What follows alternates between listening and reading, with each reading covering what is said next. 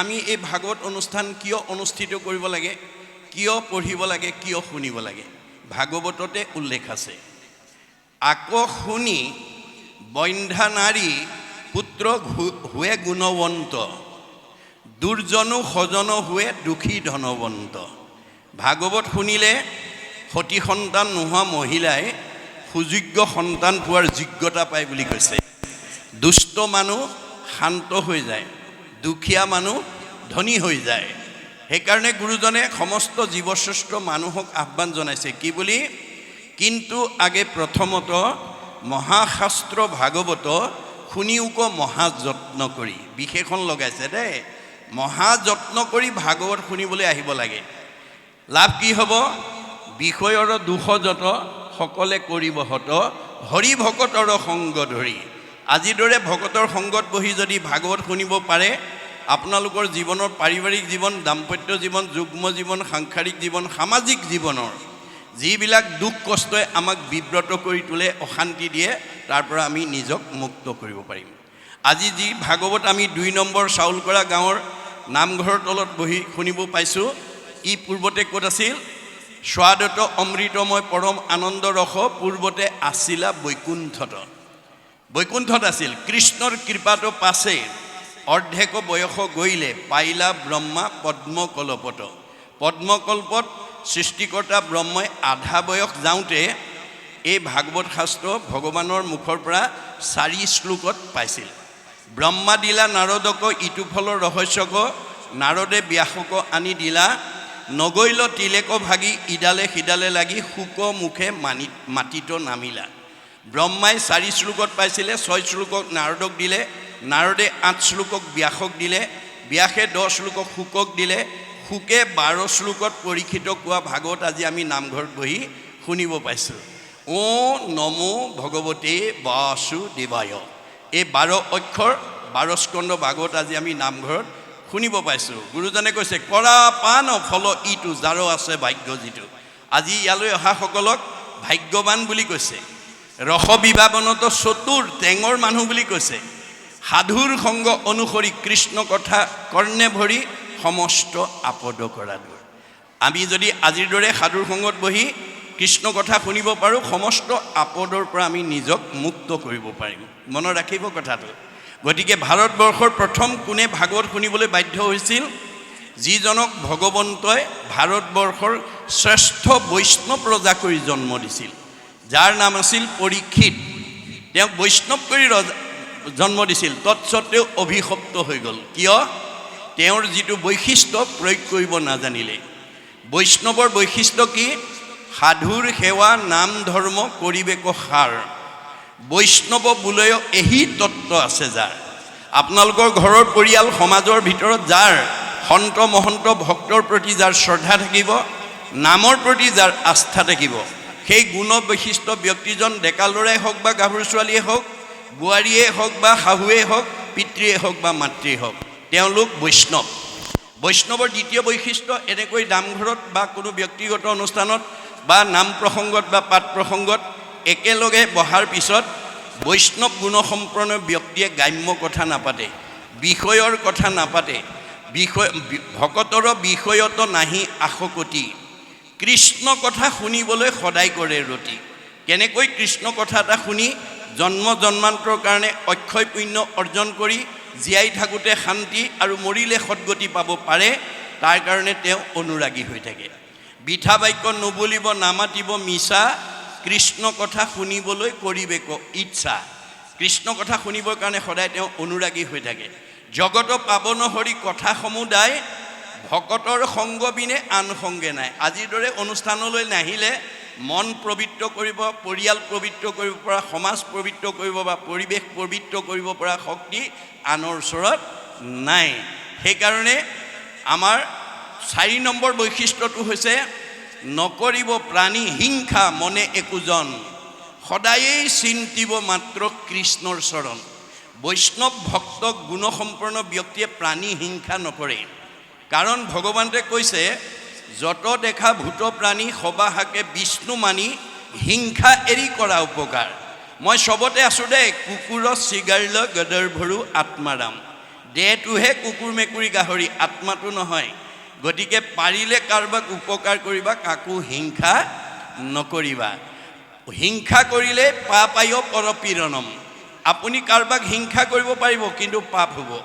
পাপ হোৱাৰ লগে লগে আপোনাৰ জীৱনলৈ দুখ দুৰ্গতি নামি আহিব, আয়ুস কাটি দিব ভগৱানে। 100 বছৰ ভোগ কৰিবলৈ নাপায়। আনক হিংসা কৰা মানুহক কেতিয়াও 100 বছৰ ভগৱানে ভোগ কৰিবলৈ নিদিয়ে। পৰোপকাৰে পুণ্যম, পাৰিলে কাৰোবাক উপকাৰ কৰিব, পুণ্য হ'ব, সুখ ভোগ কৰিব পাৰিব, উন্নতি কৰিব আৰু আয়ুস বঢ়াব। আনৰ উপকাৰ কৰা মানুহৰ আয়ুস বাঢ়ে, মনত ৰাখিব। পৰীক্ষিতে সেইখিনিতে ভুল কৰিলে, মৃগয়া কৰিবলৈ গুচি গ'ল, অৰ্থাৎ প্ৰাণী হিংসা কৰিবলৈ গুচি গ'ল, যাৰ কাৰণে তেওঁ পাপ সিদ্ধ হ'ল।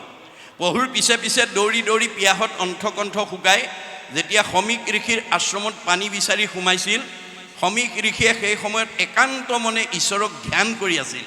কোন আহিছে কোন অহা নাই ক'ব নোৱাৰে, কিন্তু পৰীক্ষিতে সেই বিবেচনা নকৰি পদমৰ্যাদাক প্ৰাধান্য দি, মই দেশৰ ৰজা, তুমি মোৰ প্ৰজা, তোমাৰ আশ্ৰমত আহিছোঁ, তুমি মোক মান্যতা দিয়া নাই, এই বুলি খঙত একো নাই হৈ ধনুৰ আগেৰে মৰাসাপ এটা আনি সমীক ঋষিৰ ডিঙিত মেৰিয়াই থৈ গুচি গ'ল।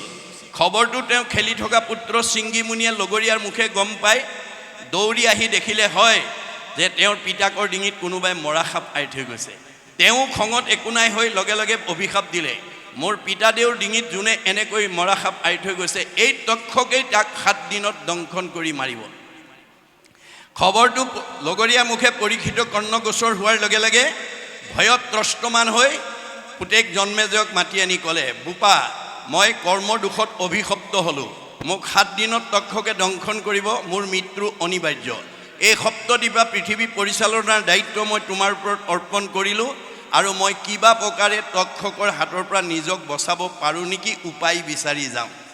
এই বুলি পুতেকৰ হাতৰ ৰাজ্যভাৰ দি তেওঁ ক'লৈ গ'ল, গংগাৰ পাৰত গৈ আশ্ৰয় ল'লেগৈ।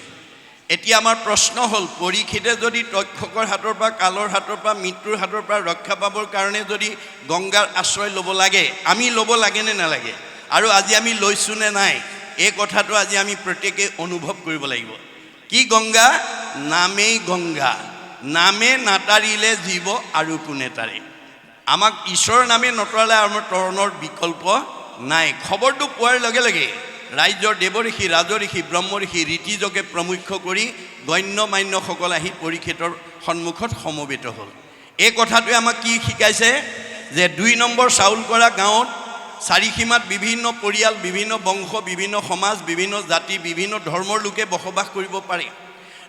ধৰ্মৰ ভিন্নতা থাকিব পাৰে, জাতিৰ ভিন্নতা থাকিব পাৰে, সমাজৰ ভিন্নতা থাকিব পাৰে, বংশৰ ভিন্নতা থাকিব পাৰে, পৰিয়ালৰ ভিন্নতা থাকিব পাৰে, কিন্তু আত্মাৰ ভিন্নতা নাই।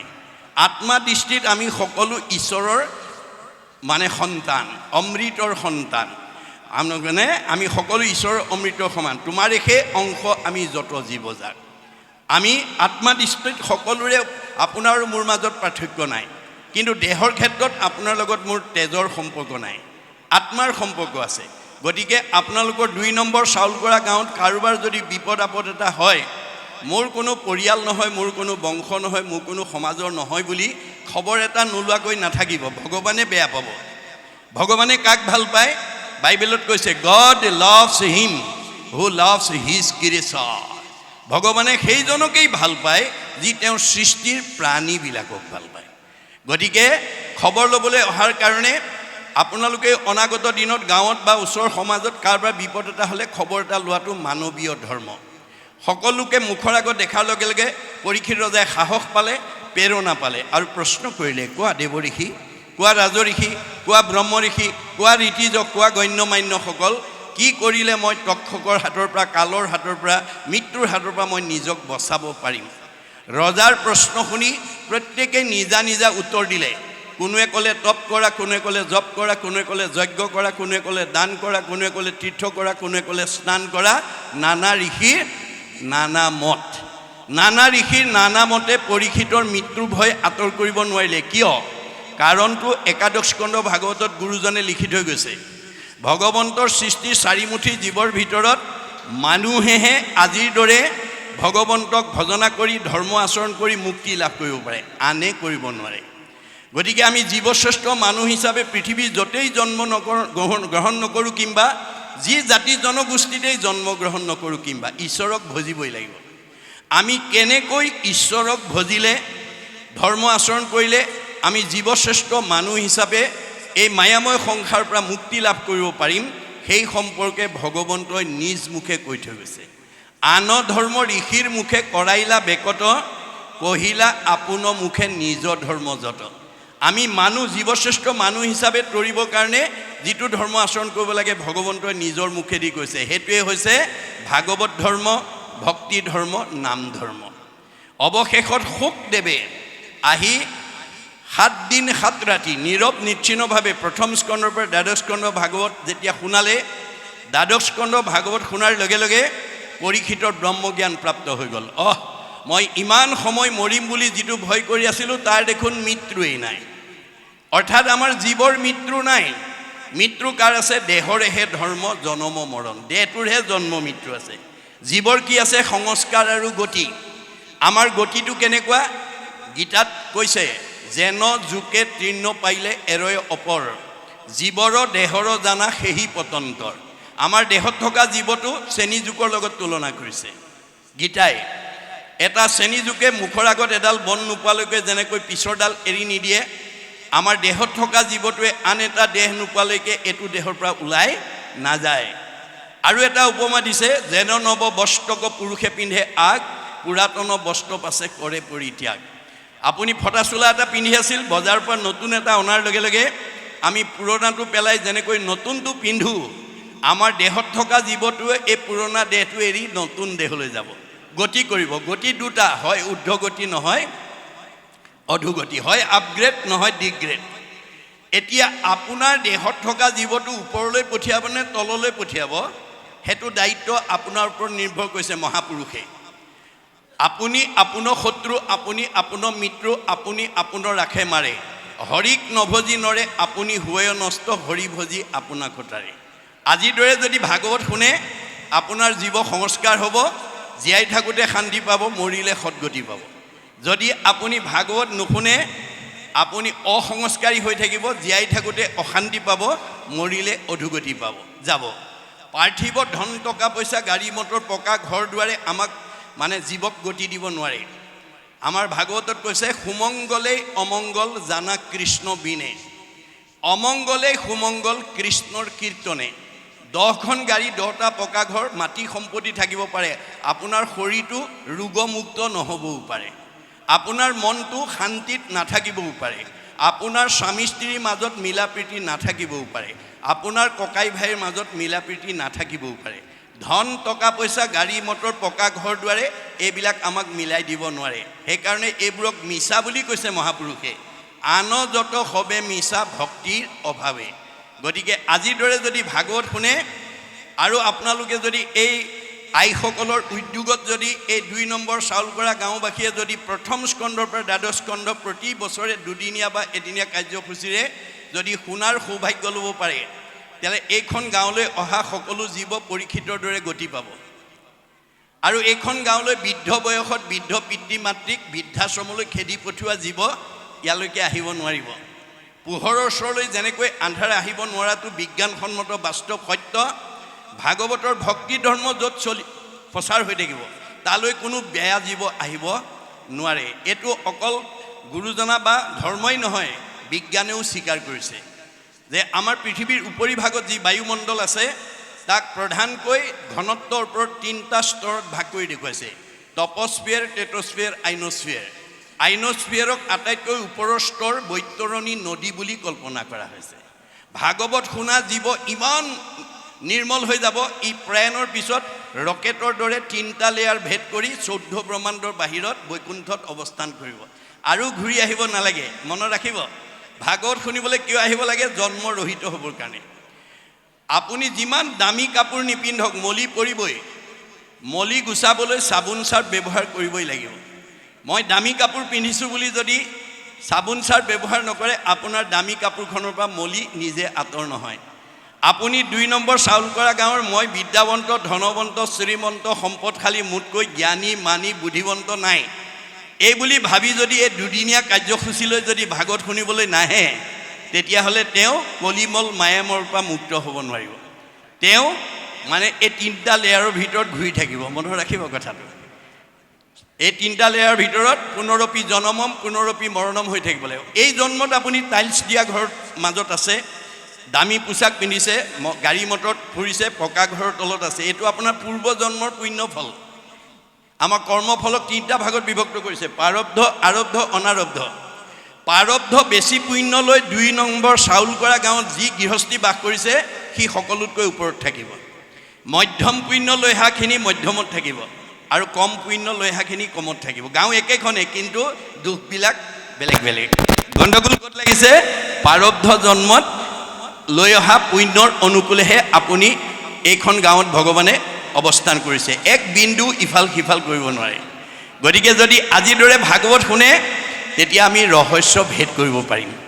কি ৰহস্য? সীমা একেটাই, এজন সুখত আছে, এজন দুখত আছে। গাঁও একেখনেই, কোনোবা শান্তিত আছে, কোনোবা অশান্তিত আছে। এই ৰহস্য ভেদ কৰিব লাগিব। ৰহস্যক জানে যিটো লোক সততে কীৰ্তন কৰে মোক, ধৰি দৃঢ়ব্ৰত কৰি যত্ন বিপৰীত। আপোনালোকে বহুত যত্ন কৰি ভাগৱত শুনিবলৈ আহিব লাগিব, তেতিয়াহ'লে আপোনাৰ জীৱ সংস্কাৰ হৈ যাব। মই পুনৰ কৈছোঁ, আপোনালোকৰ ৰাইজে আইসকলৰ উদ্যোগত যদি এই অনুষ্ঠানটো এনেকুৱা পৰিকল্পনাৰে আপোনালোকে আগবঢ়াই নিয়ক যে আমি 25 বছৰ ভৰি দিলে ৰূপালী জয়ন্তী পাতিম, 50 বছৰত ভৰি দিলে আমি সোণালী জয়ন্তী পাতিম, 60 বছৰত ভৰি দিলে আমি হীৰক জয়ন্তী পাতিম, 75 বছৰত ভৰি দিলে আমি মহাৰজত জয়ন্তী পাতিম, আৰু 100 বছৰত ভৰি দিলে আমি শতবাৰ্ষিকী পাতিম। আজি যিসকল উদ্যোগৰ চেষ্টাত এই অনুষ্ঠান অনুষ্ঠিত হৈছে, ঈশ্বৰে নকৰক কালে হয়তো তেওঁলোকক শতবাৰ্ষিকলৈকে নেৰাখিবও পাৰে, কিন্তু এই যে অনুষ্ঠানটো প্ৰতিষ্ঠিত কৰি থৈ গ'ল, তেওঁলোক মৰিও অমৰ হৈ থাকিব। মনত ৰাখিব, দ্বাৰকা নগৰ সাগৰৰ তল গ'ল, কিন্তু ৰুক্মিণী মন্দিৰ আজি কুপতি সাগৰৰ মাজত জিলিকি আছে বুলি কৈছে। তাক চাই অহা মানুহ পাইছোঁ দেই। ইয়াৰ তাৎপৰ্যটো হৈছে দেহ দ্বাৰকা, কাল সাগৰ। কাল সাগৰত আমাৰ এই দেহ দ্বাৰকা এদিন বিলুপ্তি হৈ যাব, কিন্তু আপুনি 2 নম্বৰ চাউল কৰা গাঁৱত জন্মগ্ৰহণ কৰি গাঁওখনৰ কাৰণে, সমাজখনৰ কাৰণে, উঠি অহা প্ৰজন্মৰ কাৰণে, অনুষ্ঠানৰ প্ৰতিষ্ঠানৰ দহৰ মংগলৰ কাৰণে কি ভাল কাম কৰি থৈ গ'ল। সেই ভাল কামেই হ'ব ৰুক্মিণী মন্দিৰ। আজি শংকৰ মাধৱ আমাৰ মাজত কায়িকভাৱে নাই, মহাত্মা গান্ধী নাই, মানে ৰাভাদেৱ নাই, জ্যোতিপ্ৰসাদ আগৰৱালা নাই, সুধাকণ্ঠ ভূপেন হাজৰিকা নাই, কিন্তু জগতৰ কাৰণে দি যোৱা অৱদানে তেওঁলোকক চিৰসজীৱ কৰি ৰাখে। মই আশা কৰিম যে আপোনালোকৰ গাঁওবাসীয়ে এই অনুষ্ঠানটো নেৰিব, তেতিয়া উঠি অহা প্ৰজন্মবিলাক সংস্কাৰ হৈ যাব। ভাগৱত শুনাৰ লগে লগে সংস্কাৰ। ভাগৱতে কেৱল নিয়ম নীতিৰ কথা কৈ আছে, পদ্ধতিৰ কথা কৈ আছে। মনত ৰাখিব কথাটো, আমাৰ জীৱনশৈলীৰ কথা কৈ আছে। এফালে আন্ধাৰ, এফালে পোহৰ, এফালে দিন, এফালে ৰাতি, এফালে কৰণীয়, এফালে বৰ্জনীয়, দুটা বস্তুৰ ওপৰত ভাগৱতে আমাক কৈ আছে। গতিকে এই 2য় স্কন্ধ ভাগৱতৰ ভাগৱত মহাধৰ্ম নামাকৰণৰ সৈতে মৃত্যুমুখী পৰীক্ষিত 7 দিন সময় আছে। পৰীক্ষিতৰ যদি 7 দিন আছে, আমাৰ কেইদিন আছে বাৰু? আজি কি বাৰ বা? আজি কি বাৰ? শুক্ৰবাৰ। অহা বৃহস্পতিবাৰলৈকে, আজি শুক্ৰবাৰৰ পৰা অহা বৃহস্পতিবাৰলৈকে এই 7 দিনৰ ভিতৰত আমাৰ ইয়াত বহি থকা সকলোৰে জন্ম মৃত্যু নিশ্চিত। এই 7টা দিন বাদ দি আমি জন্মও হ'ব নোৱাৰোঁ, মৃত্যুও হ'ব নোৱাৰোঁ। গতিকে আমাৰ হাতত অকল পৰীক্ষিতক বেছ কৰি লৈছে, আমাক কৈ আছে দেই, আমাৰ হাতত ঈশ্বৰৰ কথা শুনি জীৱই সদগতি পাবৰ কাৰণে আমাৰ হাতত মাত্ৰ 7 দিনে আছে। কোনে জানে মই ঘৰ পাম নে নাপাম? ভাগৱতে কৈছে পদ্মৰ পত্ৰৰ নীৰ পৰিজেন নুহি থিৰ, সেইমতে জীৱন চঞ্চল। আমাৰ দেহত থকা জীৱটো পদুম পাতৰ পানীৰ লগত ভাগৱতে তুলনা কৰিছে। পদুমৰ পাতৰ পানী বতাহে কোন সময়ত পেলাই দিব তাৰ যেনে নিৰ্দিষ্ট নাই। আমি কি পৰিস্থিতিত, কি সংঘাতত আমি আমাৰ দেহৰ পৰা জীৱ ওলাই যাব তাৰো কোনো সিদ্ধান্ত নাই। সময় থাকোঁতেই, দৃষ্টিশক্তি থাকোঁতেই, শ্ৰৱণ শক্তি থাকোঁতেই, হস্তৰ কৰ্মশক্তি থাকোঁতেই, ভৰিৰ গতিশক্তি থাকোঁতে আজিৰ দৰে অনুষ্ঠানলৈ আপোনালোকে আহিব। মহাপুৰুষে কৈছে তোমাৰ গুণৰ মহিমা দেখিয়াই আন যত কাম দূৰতে তেজিয়া থৈলোঁ। আজি ইয়ালৈ অহা কাৰ ঘৰুৱা কাম নাই, কাৰ পৰিয়ালৰ দায়িত্ব নাই, চব এৰি থৈ আহিছে, কিন্তু কাৰণ আন কামত আমি সময় কৰিলে আমাৰ জীৱনটো বৃথা হৈ যাব। গতিকে তাৰ মাজৰ পৰাই আমি ঈশ্বৰৰ কথা শুনিবলৈ আজিৰ দৰে অনুষ্ঠানলৈকে আহিবৰ কাৰণে আমি যত্নপৰ হ'ব লাগিব। এতিয়া এই ভাগৱত মহাধৰ্ম নামাকৰণৰ সৈতে মহাপুৰুষ শংকৰদেৱে আমাৰ ব্যাসকৃত সংস্কৃত ভাগৱত অসমীয়া সকলোৱে বুজি পোৱাকৈ প্ৰাঞ্জল ভাষাত মানে তৰ্জমা কৰি আৰম্ভণিতে কি বুলি কৈছে, জয় জয় কৃষ্ণ ৰাম যাৰ স্মৰণ মংগল, জাগ যোগাদিৰো হৰিনাম মহাফল, হেনয় পৰমানন্দ মাধৱক নিত, সুমৰিও নৰ নিৰন্তৰে একচিত্ত। তেওঁ মহাভাগৱত ধৰ্ম তৰ্জমা কৰাৰ প্ৰাক মুহূৰ্ততে এই কেইষাৰ কথাৰে আমাক কি ক'ব বিচাৰিছে যে আমি ৰাতিপুৱা শুই উঠাৰ পৰা গধূলা খোৱালৈকে, জন্মৰ পৰা মৃত্যুলৈকে আমাৰ ঘৰখনৰ পৰিয়াল ক'ৰবালৈ যাত্ৰা কৰি যায় আৰু আমি কিবা নহয় কিবা এটা কাম কৰোঁ। আমাৰ যাত্ৰাৰ লগত কি থাকে, এটা লক্ষ্য বা উদ্দেশ্য থাকে। আমাৰ লক্ষ্য বা উদ্দেশ্য নথকা কোনো যাত্ৰা কোনো মানুহে কেতিয়াও কলৈকো নকৰে। কিবা এটা যাত্ৰাত আমাৰ আজি ইয়ালৈ যিসকল যাত্ৰা কৰি আহিছে ভাগৱত শুনাৰ লক্ষ্য লৈ আহিছে, হয়নে বাৰু কথাটো? তেনেকৈ আমাৰ প্ৰতিটো যাত্ৰাৰ কালত আমাৰ কি থাকে, এটা লক্ষ্য বা উদ্দেশ্য থাকে। আৰু ৰাতিপুৱা শুই উঠাৰ পৰা গধূলা খোৱালৈকে কৰা কৰ্মবিলাকৰ এটা কামনা বা বাসনা থাকে। এতিয়া আপোনালোকৰ যাত্ৰা বা আপোনাৰ ব্যক্তিগত জীৱন বা পাৰিবাৰিক জীৱনৰ আপোনাৰ পৰিয়ালৰ কাৰোবাৰ যাত্ৰাৰ লক্ষ্য আৰু কৰ্মৰ কামনা বাসনা কোনে পূৰণ কৰিব? কোনে পূৰণ কৰিব? গুৰুজনাই কৈছে ভগৱন্তই পূৰণ কৰিব। আমি অকাম, তেওঁ পূৰ্ণকাম। আমি পৰতন্ত্ৰ, তেওঁ স্বতন্ত্ৰ। আপুনি বহুত দিনৰ পৰা ক'ৰবালৈ যাম বুলি ভাবি থাকিলেও নিৰ্দিষ্ট দিনা যাব নোৱাৰিবও পাৰে যদি ভগৱন্তই যাব নিদিয়ে। খাম বুলি বাঢ়ি লোৱা ভাত কাঁহীও আপুনি খাবলৈ নাপাব পাৰে যদি ভগৱন্তই খাব নিদিয়ে। শুম বুলি পাৰি লোৱা বিচনাখনতো শুবলৈ নাপাব পাৰে যদি ভগৱন্তই শুবলৈ নিদিয়ে। ভগৱন্ত স্বতন্ত্ৰ, আমি পৰতন্ত্ৰ। এই কথা জানি আমি সকলো যাত্ৰাৰ প্ৰাৰম্ভণিতে ঈশ্বৰৰ নাম লৈ যাবলৈ কাৰণে আপোনালোকে ল'ৰা ছোৱালীক পৰামৰ্শ দিব। স্কুললৈ গৈছে, ফুৰিবলৈ গৈছে, বোপাই স্কুললৈ যোৱা হয়, মাজনী ফুৰিবলৈ যোৱা হয়, কৃষ্ণ বুলি কৈ যোৱা, ৰাম বুলি কৈ যোৱা। ভগৱন্তৰ হাজাৰটা নামৰ পৰা এটা নাম লৈ পেলাই যাবলৈ ক'ব। যিটোজনে যাই নাম উচৰি তাৰ পাছে পাছে ভ্ৰমন্ত হৰি, বৎসক স্নেহ যেন ধেনু ধাৱে, ভজিও জানি হেন হৰি পাৱে। গাইজনীয়ে যেনেকৈ পোৱালিটো মুখৰ আগত শত্ৰুৱে আক্ৰমণ কৰিব নোৱাৰাকৈ ৰক্ষণাবেক্ষণ দি লৈ যায়, যাত্ৰাৰ কালত যি ভগৱন্তৰ হাজাৰটা নামৰ পৰা এটা নাম লৈ যাব তাক ভগৱন্তই তেনেকৈ ৰক্ষণাবেক্ষণ দিয়ে। একচিত্ত মনে যিটো মহাজনে ফুৰে গুণনাম স্মৰি, তাক ৰক্ষা কৰি ফুৰয় সদায় হাতে কৌমদকী ধৰি। কৌমদকী মানে গদা, গদা মানে নাম, শংখ চক্ৰ গদা পদ্ম, গুৰু দেও নাম ভকত। গতিকে গদা মানে নাম, গতিকে নামেহে তৰাব আপোনাক, তাৰ বাদে আনে তৰাব নোৱাৰে। গতিকে আমি যাত্ৰাৰ কালত ঈশ্বৰৰ নাম লৈ যাবৰ কাৰণে আমাৰ সকলো পৰিয়ালবৰ্গ সমাজৰ লোকক আপোনালোকে পৰামৰ্শ দিব লাগিব। দ্বিতীয় কৰ্মটো কৰোঁতে আপুনি ঈশ্বৰত অৰ্পণ কৰি ল'ব লাগিব। মই কৰিছোঁ বুলি কৰিলে নহ'ব।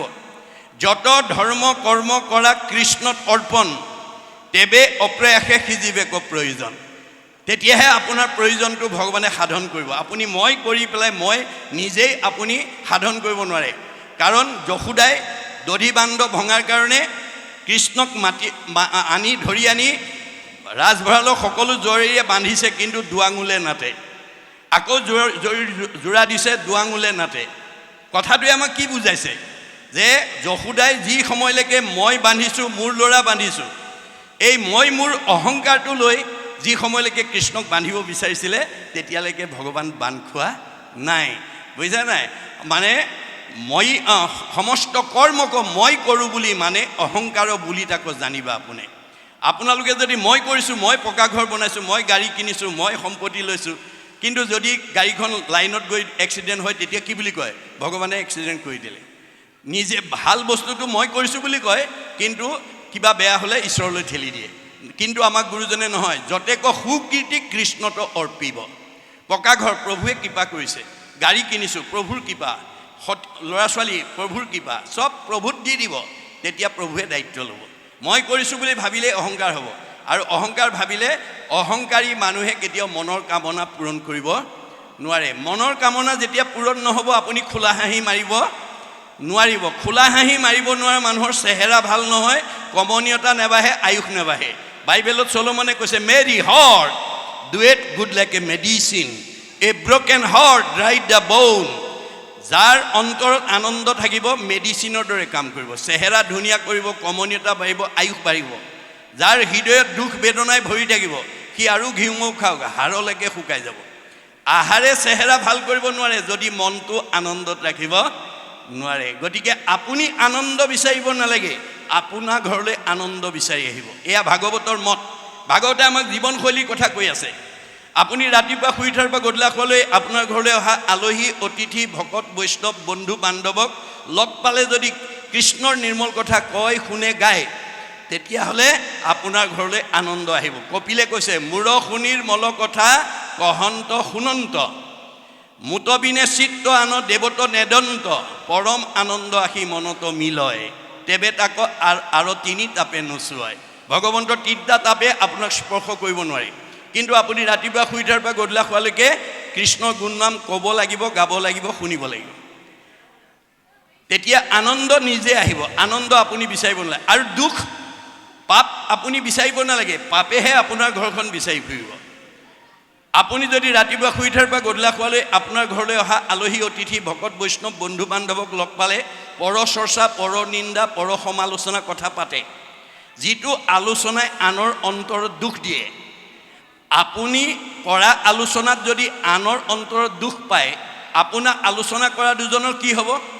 ভগৱানে কৈছে, পায় পৰপীড়নম, তুমি কাক দুখ দিছা? চবতে ময়ে আছোঁ। যত দেখা ভূত প্ৰাণী সবাহাকে বিষ্ণু মানি, চবতে ময়ে আছোঁ। মোকেই দুখ দিবা, মোকেই আঘাত দিবা, মোকেই অন্যায় কৰিবা, মোকেই ঠগিবা, মোৰে সীমা ঠেলিবা, আৰু তোমাক মই ভালে ৰাখিব লাগিব। নহ'ব। ভাগৱত শুনি এই বেয়াবিলাক এৰি ভাল ল'বা। বেয়া এৰি ভাল ল'বৰ কাৰণে ভাগৱত শুনিবলৈ আহিব লাগে। বেয়া এৰি ভাল লোৱাটোৱে বৈজ্ঞানিক দৃষ্টিভংগী। সেইকাৰণে দাৰ্শনিক পণ্ডিতে কৈছে, bed is bed and good is good, do bed never never and do good ever ever. বেয়াটো সদায় বেয়া, তাক ত্যাগ কৰিবা। ভালটো সদায় ভাল, তাক আঁকোৱালি ল'বা। আৰু কপিলে মাকক কৈছে, জীৱৰ দুৰ্ভেদ্য পাশ সংগ হয়, কিন্তু দুৰ্জনৰ সংতে জীৱে লাগে। মা, তুমি যদি জীৱনত ভাল মানুহ হ'ব খুজিছা, বেয়া মানুহৰ সংগ ত্যাগ কৰিবা। সেহি সংগ নিতে যদি কৰে সাধুত, মুখ্যৰ দুৱাৰ তেবে হুৱে মুকুট। আজিৰ দৰে যদি আমি এক ক্ষণ 4 মিনিট মনত ৰাখিব, আমাৰ গুৰুজনাৰ দৰ্শন মতে, ভগৱানৰ বাক্যৰ মতে, আমি 24 ঘণ্টাত আমাৰ ঘৰখনৰ প্ৰতিজন সদস্যই 4 মিনিট সময় যদি ঈশ্বৰৰ কথা কোৱা, শুনা, গোৱাত যদি দিব পাৰে, আপোনাৰ জীৱন সফল হৈ যায়। 4 মিনিট সময় যদি দিব নোৱাৰে, আপোনাৰ জীৱন সাৰ্থক নহ'ব। মনত ৰাখিব কথাটো। এইকাৰণে তেওঁ প্ৰথমতে ঈশ্বৰক কি কৰিছে? গুণ বৰ্ণনা কৰিছে। জয় জয় কৃষ্ণ যাৰ স্মৰণ মংগল, যাৰ নাম স্মৰণ কৰিলেই মংগল আহে, সুমংগলেই অমংগল। জানা কৃষ্ণ বিনে অমংগলেই সুমংগল, কৃষ্ণৰ কীৰ্তনে। আপোনাৰ মানসিকভাৱে পাৰিবাৰিক জীৱনত, দাম্পত্য জীৱনত, যুগ্ম জীৱনত, সামাজিক জীৱনত কিবা দুখে আপোনাক আক্ৰান্ত কৰিছে, ঈশ্বৰৰ নাম লগে লগে ভাল হৈ যাব। মনত ৰাখিব। এক নিয়ম কৈ আছে মাত্ৰ। তাৰপিছত কৈছে, হেনয় পৰমানন্দ মাধৱক নিথে, যিজনে আমাক পৰম আনন্দ দিব পাৰে। কৃষ হেন শব্দ এইটো পৃথিৱী বাচক ভৈল, ন আনন্দত প্ৰৱৰ্তয়, দুয়ো এক পদ ভৈলে পৰম ব্ৰহ্ম ৰূপ কৃষ্ণ, নাম আনন্দক মাত্ৰ কয়। কৃষ্ণ নামে আমাক আনন্দ দিয়ে। আপুনি দিনটোত যিমান কৃষ্ণ বুলি ক'ব পাৰিব, সিমানেই আনন্দ আপোনাৰ মনলৈ গুচি আহিব। মনত ৰাখিব কথাটো। গতিকে আমি সদায় বুলি কৈছে, হেনয় পৰমানন্দ মাধৱক নিত, সুমৰিও নৰ নিৰন্তৰে একচিত। একান্ত চিতে যাতে ভগৱন্তৰ নাম আমি খাওঁতে, শুওঁতে, উঠোঁতে, লৰোঁতে, বহোঁতে ল'ব পাৰোঁ, তাৰ কাৰণে গুৰুত্ব দিব লাগিব দেই। আমি অভ্যাস কৰিব লাগিব। আমাৰ দাৰ্শনিক পণ্ডিতে কৈছে, you have to keep the practice of remembrance, নাম স্মৰণ every day, every hour, rather every second. 24 ঘণ্টাত 1 ছেকেণ্ড হ'লেও আপোনাৰ ঘৰখনৰ সকলো সদস্যৰ মুখত যাতে 1000টা নামৰ পৰা এটা নাম, 1000 এফাকি ঘোষাৰ পৰা এফাকি ঘোষা যাতে গাব পৰাকৈ আপোনালোকে অভ্যাস কৰিব লাগিব। When a strong habit is formed by unceasing practice throughout the period of life, then it would be easy to remember God at the time of the death. তেতিয়া আমাৰ মৰিবৰ সময়ত কৃষ্ণৰ নাম অনগল আহিব। জং জং অপিস্মৰণ ভাৱং তেজতে অন্তে কলেবৰম, তম তমেই বৈতি কণ্ঠে সদাতত ভাৱ ভাবিত। আপুনি যদি যাবৰ সময়ত কৃষ্ণৰ নাম ল'ব পাৰে, মুখে বোলে ৰাম, হৃদয়ে ধৰা ৰূপ এতেকে মুকুতি পাইবা কহিলি স্বৰূপ। আপুনি এতিয়াৰ পৰা অভ্যাস কৰিব লাগিব, তেতিয়াহে মুখত ঈশ্বৰৰ নামটো আহিব, আৰু ঈশ্বৰৰ নাম আহিলে, ৰূপ আহিলে আমাৰ জীৱই গতি পাব। এই কথাটো আমাক কৈ আছে।